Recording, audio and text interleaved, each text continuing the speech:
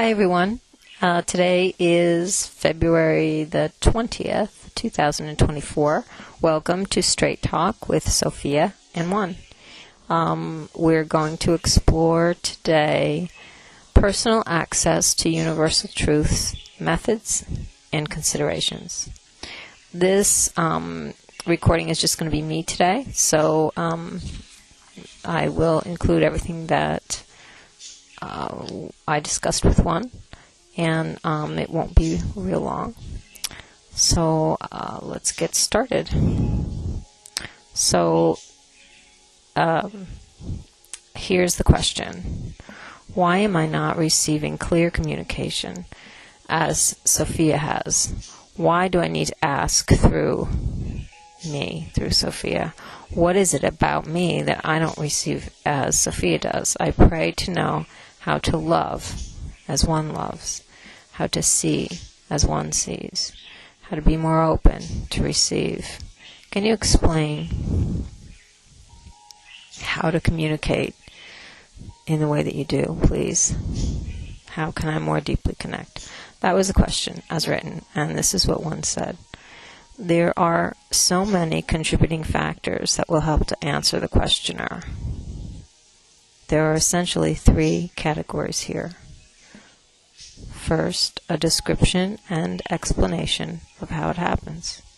Second, an outline of reasons that could prevent it. Third, a discussion on the fact and method of love in physical form. Let's begin by explaining how it happens. To do this, we'll have to abandon scientific method and instead look at results. For what is recognized is access to universal truth. This is something that is felt when hearing or reading the words. It is not something that can be analyzed and or dissected. It is more of a whispered knowing. It is a breath.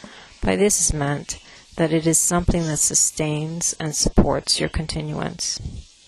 It is felt and recognized as such, and is thus known. This happens as a constant within every living organism. It is not always recognized, yet it is always present. The fact of its presence is a constant in all of life.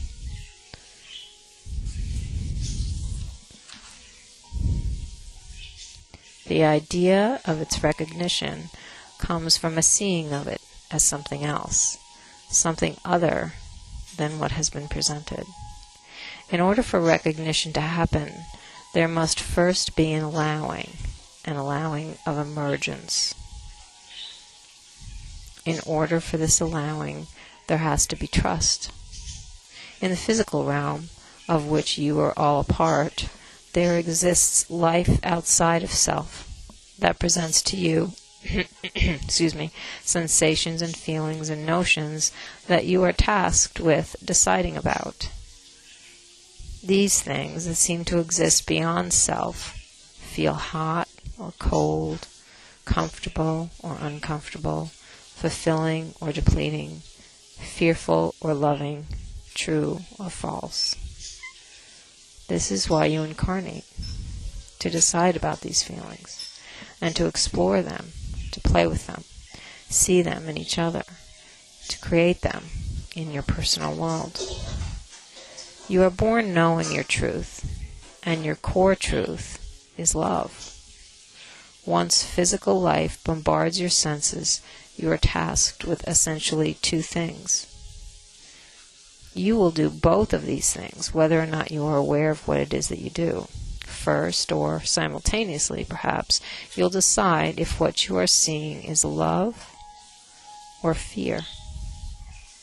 And second, you'll initiate an action as a result of your decision. You do not incarnate unaware of truth, or without tools or experience. You incarnate to look at life from another perspective, and then to create something new. This something new is the life you are enjoying right now. To return then to the question of how does it happen, we can say that in Sophia's case, it happened by circumstances, and then by choice. For indeed, every life is created by choice. It began with trust that what she felt to be true was in fact true, despite what surrounded her in her physical world. Here it is best for Sophia to speak in the first person. And then this little part next is me answering. Okay, I will say that I have known and felt since infancy that I was loved and protected by a force unseen. I trusted in that force without having any concrete reason to. In retrospect, I'd say that I communicated and connected with one always. I left my body often, and so knew that we were more than these physical beings. No one told me these things. It was just what I knew to be real. This became dialogue later in life, in adulthood. What began as journaling became, and rather quickly, something else. It was a tapping into truth that had been known always, yet not verbalized. Writing it was an extension of knowing it. And that's the end of Sophia's part. Now this is one. This is how it happens. It happens by choice. Some of you will choose to write it, express it verbatim. Others of you will express it with your life. It could be in a song, a meal, a handshake, a fixed sink, or a shoulder to lean on. Core truth is what you are, and as such, it can't help but be expressed somehow in your lived experience. It does not need a name to be valid. Genuine expression of love is universally recognized. In Sophia's case, she is a writer, and as that is her chosen mode of expression, the connection to truth is expressed via the written word. The choice to connect and then share comes from a desire to share what has sustained her. Her early life left a powerful imprint and thus paved the way for current choices. Trust and allowing are both pivotal elements. The second consideration is what could prevent it. This is a tricky subject because there are many obstacles, and to discuss them all would be overwhelming. It would perhaps be better to speak generally. In these words, the questioner may recognize an answer that resonates. It is the purpose of physical life to throw into your path ideas and circumstances that will call into question your core truth. In the exploration and challenging of these experiences, you will further define yourself, for indeed each of you are here to make a statement about love. Your life lived is that statement. The challenge of physical life is to hold on to what you know to be true. This is the felt truth of oneness, and is experienced by each of you in some way and in some moment. It can be found in a sunrise. It can be found in any connection that stirs the soul, however briefly. The mundane chores of maintaining these physical vessels are not the point of life, yet they are a part of it. You have named the preoccupation with physical concerns ego, and indeed that could be called the primary obstacle to pure and consistent connection. For ego need not be ignored, yet instead seen as one aspect of a multifaceted being who is here now to experience and to develop. In other words, here now to grow. The ego is the clearest expression of what is not connected to truth. It can be simultaneously the most challenging and the most exciting part of your physical life. It is where you try ideas and styles and temptations, and mostly where limits are tested. For you will remain enmeshed in ego until you've exhausted it, and then you will move on. There is no single path to connection, and therefore no single obstacle. As each life is individually chosen, so are its methods of learning and expansion. Here are some things that could prevent it, not in any specific order. Lack of trust, preoccupation with physicality, fear of loss, anger, shame, feelings of isolation, focus on adornments, depression. What becomes clear is that a sense of connection to truth would alleviate each of the above conditions, and that the extent to which they loom large in physical life will determine how distant or near that connection feels. For it is not true that some have access while others do not. What is true is that some have discovered where that access lives, and then they go there. While with others, the ego considerations we listed earlier loom large in life and become all that is lived. The access, and therefore the truth, remains unseen. What is expressed here is known to all. Before moving on to a discussion on the fact and method of love in physical 3D life, we'll address our questioner. For this one is a relentless searcher of truth, and this stems from her prior experiences here and elsewhere. She comes to this life with a solid knowing of what is possible. She comes to this life from many prior lives that served as testing grounds for theories and practices. She finds herself here now to cultivate practices that will assist in the grounding and stability of your new earth. So she seeks answers in multiple places, over a span of various modalities. It is her nature to seek, to practice, and then to model so that others may do the same. In this aspect, she would be called a teacher. She has been in this role before, and even without an official title as such. Part of her mission is to spread truth. She has a keen sense for it, and once discovered, won't rest easily until it's been fully explored and comprehended. She will not be disappointed here. The tenacity that drives her will once again guarantee success. Many await her sharing, and in this way she will fulfill her destiny. This time for Earth requires many teachers, and she will inspire others as she follows her path. Her drive to know benefits the whole in ways unseen. She is a gift.